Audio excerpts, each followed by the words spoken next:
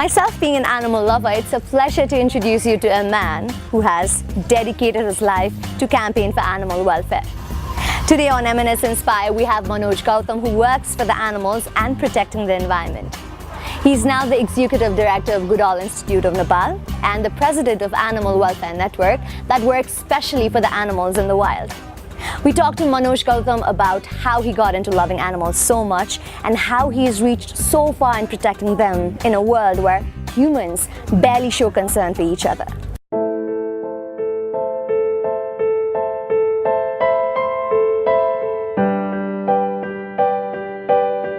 I don't fight the person. I don't fight a group. I fight the tendency. I fight the practice of cruelty, basically. I'm Manoj Gautam. I work in animal welfare and animal protection field, conservation, environmental protection, and I also do other social stuff.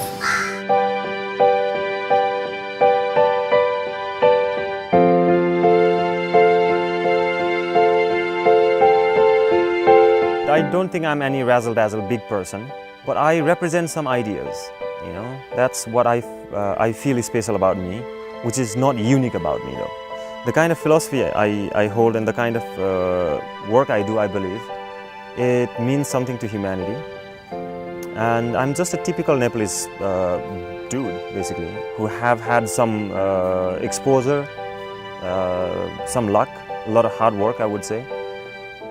Perseverance, endurance, and and some success as a result of all those combination of all those things, and someone who's got very clear vision, someone who has followed his vision, interest, passion all his life and never looked back.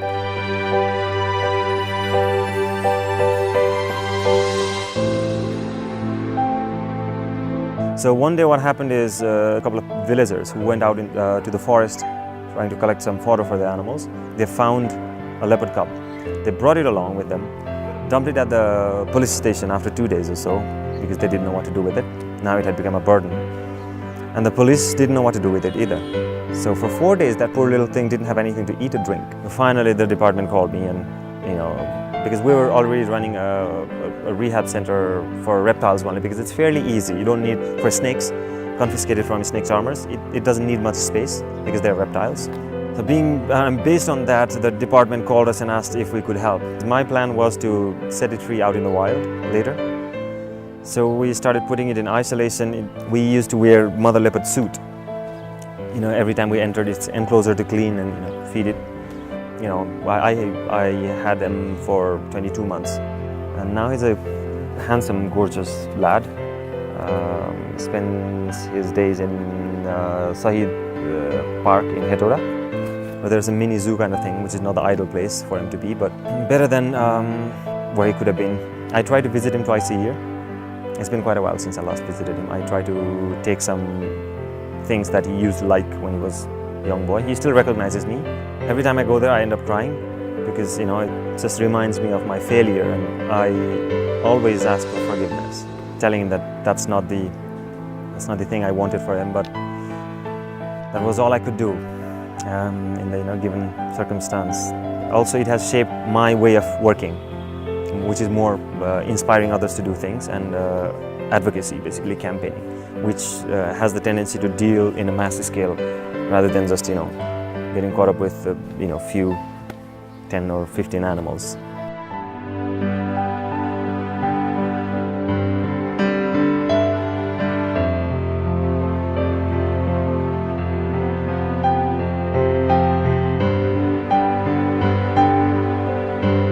I used to get calls from Dubai, Mauritius, Pakistan, India, Bahrain, Bangladesh. Complete Bollywood style, it might sound like I'm faking it, but we find it really funny. Sometimes we just laugh about it. I would be walking somewhere in a narrow gully of Patan, and I would get a call, and they would tell me what kind of hat I was wearing, what kind of shoes I was on, and they would tell me things like 5,000 ma supari lini मान्छेहरु हुन्छ 5,000 ma मार्दिन्छ यी बच्चा भएर के त चाहिँ यो गरिराको. That was right after we started confiscating consignments that were worth 7 crores. 4 boxes of 7 crores worth of birds. 1 beak, 2 feathers, 2 legs, 1 tail, 16 lakh. एउटा चरालाई.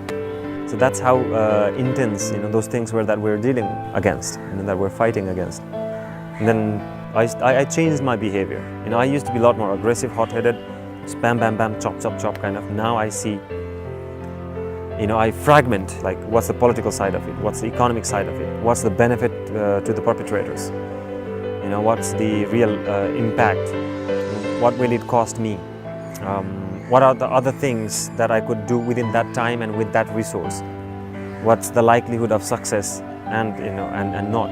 So when you consider all that, you're more likely to make real impact.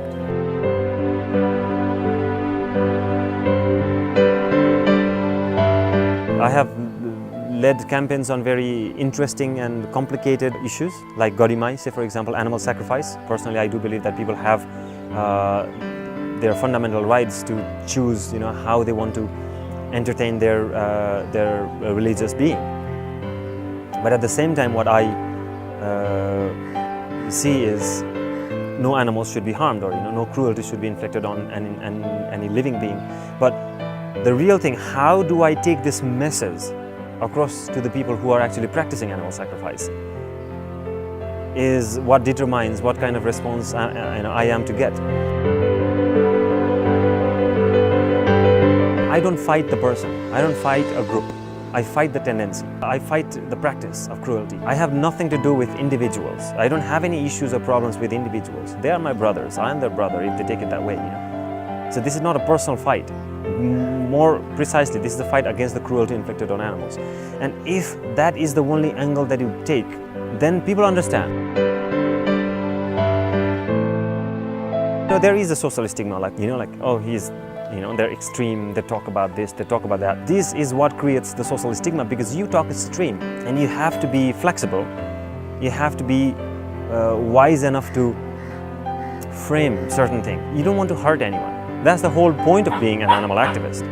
You want to save animals from being hurt. If you are an animal activist, then do not try to make yourself look extreme. That doesn't help. That doesn't help you, means that doesn't help animals.